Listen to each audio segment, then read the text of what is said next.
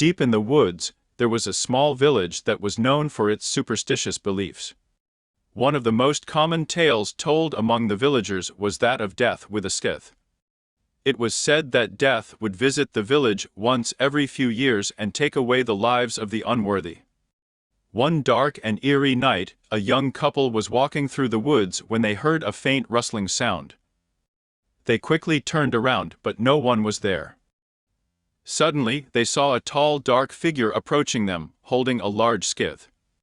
It was Death, and it had come for them. The couple tried to run, but Death was too quick. With one swift motion, Death swung the scythe, decapitating the young man.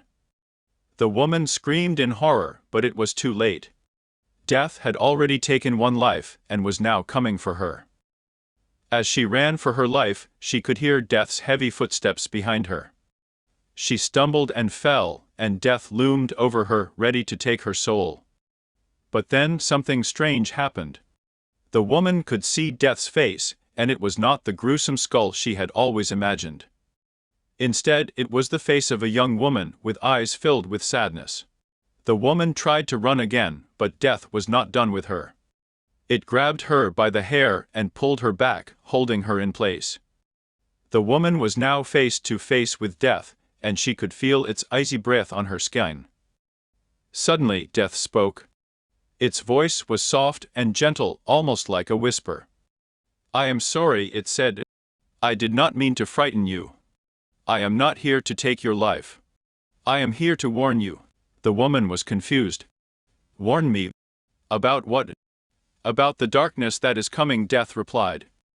"It is a darkness that will consume everything in its path. It is a darkness that will bring death to all." The woman was scared, but she was also curious. "What can I do?" "Spread the word," Death said. "Tell everyone you know. Warn them of the darkness that is coming. And be prepared. For when the darkness comes, you must be ready to fight." With that, Death disappeared, leaving the woman alone in the woods. She ran back to the village, determined to spread the warning. But no one believed her. They laughed at her and called her crazy. Days turned into weeks, and weeks turned into months. The woman became more and more anxious as the darkness approached. But still, no one listened to her warnings. One day, the darkness arrived, and it was as Death had said.